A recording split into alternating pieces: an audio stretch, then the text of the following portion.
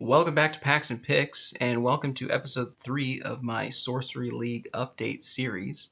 For those of you just joining, since the start of Gothic's release, I've been participating in a sealed league for Gothic where we all started with one of the precons, in my case, Necromancer. And every month we've been adding 3 packs to our pool, updating our decks, and playing some games in a casual format. So I've been chronicling my journey through this vlog series, and here we are at episode 3. Our deck size has been increasing also as we've been going along. So as of the last episode, I've been building a deck towards 48 spells and 24 sites. So like I said, I'm doing the Necromancer precon. It's changed a little bit from the precon since our initial deck build. So let's get into it and see what I changed and what I added since the last video. So we opened 3 packs in the last video and opened some really interesting things. As far as the sites go, here's what I changed. So I added in Temple of Moloch, Road of Perdition, a Cursed Desert, Vast Desert, and a Den of Evil. I still had a lot of Wastelands and Spires, Twilight Blooms, things like that in the Atlas. So swapping out those cards for sites that had actual abilities on them is a pretty easy choice, and that's what all these 5 did. One of the notable things here, Temple of Moloch, this is something I was really excited to add to the deck. Having a lot of skeletons, this is just a great opportunity to sacrifice those skeletons and ramp out something big, especially if we can get it early on. So I was happy to add Temple of Moloch. Road to Perdition, this is also a nice little utility land. Target nearby evil gains or loses 1 power this turn. So it's good if we're a little bit behind and we need to shrink something and make it so we can kill it, or if we want to push the advantage and make one of our units a little bit bigger and do a little bit more damage on a given turn. Like that. Also the deserts, if you've watched the previous videos, I really like the deserts for combating against ward. So we've got a Cursed Desert here, which breaks nearby wards. Vast Desert, which deals a damage to each minion atop nearby site. So this is a great way to break wards on our opponents if they're playing Savior, for instance. And then just another Den of Evil because it's in our colors and it's a pretty good card. So these were the in and outs that I made for the sites for the Atlas. As far as the spellbook goes, here's the cards that I removed from the deck. So I ended up removing Ignited, Snallygaster, Those Who Linger, Stitched Abomination, and Pile of Skulls. And in their place, for Ignited, I swapped out Ignited for an Undead Ambush. So very different cards, very different effects. But Undead Ambush is a spell that I really like as a way to get more skeletons on the board, which we like in Necromancer. And it also has this nice effect where we can kind of sneak skeletons deep into our opponent's side of the board because we summon skeletons at sites adjacent to target enemy. So I really like Undead Ambush as a way to get skeletons deeper into the board. For Snallygaster, we swapped out for a Barging Barghest. In our colors, I feel like this is just almost a strict upgrade. So Barging Barghest has movement +1 like Snallygaster, but also Void Walk, so it can navigate through the void, which is nice. And then Those Who Linger, Stitched Abomination. If you watched the last video, I commented that I didn't have a very powerful top end to my curve in my deck, and so I was looking for something that just had a little more impact when I got to the mid to late game. And these 2 cards were really not cutting it for me in the games that I was playing. So I did swap those out for 2 Dreadwings. I believe 1 Dreadwing was in the precon, and we opened another one in our pool. And so I'm swapping out these 2 cards for 2 Dreadwings. I was a little hesitant early on with including Dreadwing because of its Genesis ability. So it's either going to do 4 damage to us unless we discard a card. And I didn't have a lot of card advantage in the original precon deck, haven't drawn a lot of card advantage, so I was hesitant to include this because if we're behind and we don't have cards to discard, Dreadwing can kind of be a dud in our hand. But upon further examination, we can discard a card, so that includes a site. So mid-game, if we can use our avatar to draw a site, then we can discard that to Dreadwing, and that's a case that I didn't consider when originally assessing Dreadwing. So I'm a little happier to put Dreadwing in because we can discard sites that we don't necessarily need mid to late game. So happier to put Dreadwing in. And lastly, I swapped out Pile of Skulls for Torch and Pitchfork. So Pile of Skulls lets us banish a card from a cemetery to summon a skeleton token. Because we've got a lot of skeletons in the deck and they're tokens that don't go to the graveyard, I was finding myself not having a lot of units in the graveyard at least in my cemetery, to use for Pile of Skulls. So I swapped out Pile of Skulls for Torch and Pitchfork. This is equipment that buffs our ordinary allies nearby, and I'll have more thoughts about this here in a moment, but those are the swaps that I did for this chapter, so to speak, of the League. All right, so those are the things that I exchanged. What are some of the things that I added? Like I mentioned, every season of the League, every month of the League, we increase our deck size. So we are adding in some more spells and more sites. Here's some of the things that I added. So I added in 2 of our Kamasim mummies. So one of these is from the pre-con, and then we opened another one in our packs. So I'm putting back in 2 Kamasim mummies. We've added more deserts since the start of the League, and so I think this card's going to be a little bit better. It's also bumping up the curve a little bit as a 3-cost, 3-power unit. So I'm more happy to put in the Kamasim Mummy. Fatality, this was another great pickup for us. So it's in our colors in fire and air, and it kills a target wounded minion. So like I mentioned, we've got a lot of skeletons that can get outclassed pretty quickly in a game, but we can just sacrifice a skeleton into a bigger unit and then cast Fatality to finish off that unit. Grief Larva, this is another card that we have one in the deck already, and I was happy to add a second one. It's just such an annoying card to deal with and pings damage on our enemy during the course of the game. And then as far as sites go, our Atlas is getting bigger. I don't have a lot of or like exciting sites, I guess you could say, to add. So we are adding in a Twilight Bloom, or keeping in a Twilight Bloom. And then I did add in an Open Grave. So this is an Earth site, not in our colors, not playing any Earth cards, but I found that mid to late game, I would have sites in my hand that just weren't impactful. Like drawing a Twilight Bloom mid to late game doesn't really do much as far as gameplay. I've already hit my threshold for anything that I'm casting. I don't have a lot of threshold demanding cards. I'm only playing 2 colors, so drawing a Bloom or a Wasteland or a Spire mid to late game is pretty unexciting. But Open Grave at least gets us a skeleton, even though the threshold's not there. So I'm putting in 1 Open Grave. I feel like if I draw this in my starting hand, I'm happy to mulligan it away. So it's a little bit of a, not so much of a risk to have just one of these in the deck. So that's one of the additions that I made for the Atlas. All right. So notable cards from the gameplay. So over this last session, I only played against Harbinger, a few games against Harbinger. So take that for what it is. I haven't played against Persecutor or Savior for this episode of the League, but still some interesting things came out. I mentioned Dreadwing earlier, and how I wanted to increase the curve of my deck and get some more higher power things, and Dreadwing definitely was the answer that I was looking for. I actually ended up using both of its Genesis effects, or both sides of its Genesis effect, during my games. Sometimes I discarded a site, and other times it made sense to take the 4 damage because I was had the tempo, so to speak, against my opponent. And so Dreadwing ended up being a great addition to the deck. Torch and Pitchfork, I mentioned earlier.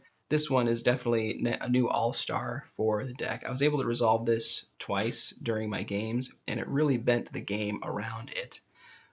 I think it was helpful because it stays on the battlefield, stays in the realm, and my opponents were able to focus on the Torch and Pitchfork because you can kill the bearer, try to pick it up yourself, and it really kind of morphed the game around it. And just being able to give all my skeletons nearby +1 power really ratcheted up the tension in the games. Usually people, I find, kind of start to ignore skeletons once you get to the mid game, but now once they all turn into 2-power skeletons, the Torch and Pitchfork becomes a thing that has to get removed from the game. And it was really powerful and definitely won games because of Torch and Pitchfork. In the Atlas side, Sold Out Cemetery. So this is a site from the pre-con, but in all my games up to this point in the league, I never drew this and never resolved it. So I hadn't had a chance to play with Sold Out Cemetery yet. And holy cow, playing this as your first site under your necromancer is just a huge advantage for you for the rest of the game.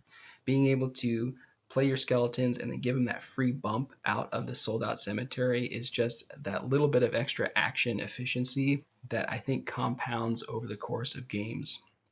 So seeing a sold out cemetery in your opening hand is really great, and it's something that I would try to dig for in those early turns by using my draws maybe to draw sites. So this combined with Temple of Moloch, those are two sites that I'm really looking for in my opening hand. And if I do get those in my opening hand, I feel like I've got a good chance to win those games. Other effects that were really great. So Foul Bones is great for holding the torch and pitchfork. So a really annoying unit, an airborne unit, comes down early, so it's there and ready to take the torch and pitchfork by the time you get to turn 4. And it can be really annoying for your opponents because you can just fly them out of the way and still get that benefit for some of your units carrying torch, with him carrying torch and pitchfork. Another effect that was really nice, Detonate. I had these in my deck already because I like sneaking my skeletons in, blowing them up and dealing 3 damage to my opponent's enemies on their sites. But with Torch and Pitchfork, this also targets artifacts. And so there was one case where my skeleton carrying the Torch and Pitchfork died. My opponent was ready to pick it up, and I was able to just blow up the Torch and Pitchfork, kill a couple of their units, and remove that temptation from the battlefield. And so Detonate ended up getting more utility for me with the inclusion of Torch and Pitchfork in the deck. So overall, really happy with these additions and the performance of the deck so far. As far as other notable gameplay, playing against Harbinger, they're good at getting out big units earlier with their Harbinger ability, and also sacrificing things like frogs. And having a higher curve definitely helped me, but I find myself stymied by 4 power units. As you saw there with Detonate does 3 damage, Bone Spear sacrifices skeletons to deal 3 damage. And I find myself often, once my opponents start resolving 4 or 5 power units, I really get stuck. And so that is something that I'm going to keep looking for as we open up more cards in the pool, to see if there's anything that we can kind of cross that threshold of 3 power and get to deal with more 4 and 5 power toughness units. That being said, before we crack into some packs, I wanted to make note of a couple things in the pool. I was digging through the pool just to see if there's anything that I was missing, and we do have a Death Knight sitting in the pool. Very tempting unit. It's in Earth, which we're not in, but this is a Lord. It's buffing all of our undead allies +1 power. That's all of our skeletons in this case. So this is something that I forgot that we had in the pool, but I want to keep an eye on if there's a way for us to get this Death Knight into our pool. And I think one of the interesting ways that we can do that is actually utilizing Ursat's plots. So this was a site that we opened up really early, and I wasn't quite sure how to use this. So it has an effect that says you can play an exceptional site from your collection here, banishing this site. So originally I was thinking, well, I'm looking for exceptional sites that are going to be good, have good effects that I want to have for my deck. But the more I look at this, I could have exceptional sites that are Earth threshold in my collection, and I can play this Ursat's Plats almost like a rainbow land. So it doesn't have threshold itself, but I can put this in my deck and then have some exceptional Earth sites in my collection. And if I draw the Death Knight, if I put it in the deck, of course, then I can use Ursat's Plats as a way to go get the site with the threshold that I need to cast it. This also has a bonus effect too, that I can put other exceptional sites for for fire and air in my collection as well, and use Ursat's Plats for that as well. I don't have any exceptional Earth sites yet that I would use, so it's still going to sit in the sideboard, but it's something that I'm going to be looking for as we open more packs. Exceptional Earth sites that we might be able to splash for Death Knight. Oh, I lied, actually. We do have the Base of Babel. It's just a 1 threshold exceptional site, so it's not quite there. I believe there's a 2 threshold Earth site in the set that we could use if we find it. So we're almost there. Another Ursat's Plots would be great to open, but just some food for thought as we open up some of these pools, or some more cards for our pool. All right, so I got 3 packs here. Let's open up these packs, see what's in them, see what we have to work with for the next session of the league. All right, we got a swap. We got a meat hook. So this is an exceptional weapon. Bearer has tap, shoot a projectile. If a unit is hit, drag it here, and bearer may fight it when it arrives. All right, I think that's like a Pudge Butcher effect. Harvest Festival. Summon Eltham and Seraph townsfolk from your collection to an allied site. Koshay's Egg, a unique relic. Okay. Genesis, Avatar Bearer hides its soul in Koshi's egg, becoming immune to death blows. After 3 of your turns, or if the egg leaves the realm, you lose. Interesting. After 3 of your turns, or the egg leaves your realm. Okay, so it protects you for a few turns, and if you can't close out the game by then you lose. Very interesting. I'm sure there's some wild things to do with this. This might have to sit in the sideboard until we could figure out how to leverage that to our advantage. All right, we got a Leadworks. I think we've got one of those in the pool already. Gift of the Wolf, Earth card, Sea Witch, Water card, Granary Rats, Weathered Trunks, another water card, Makeshift Barricade, we've seen those before, a Blessed Well, Raise Militia. Okay, we've got one of these in our deck already. Maybe there's room for another one. We'll have to see. Ravenous Werewolf. I do like Ravenous Werewolf. Not a higher powered unit, but the ability to charge in with movement +1 and 3 power can really get our opponents out of nowhere. So I do like Ravenous Werewolf. Might make its way in.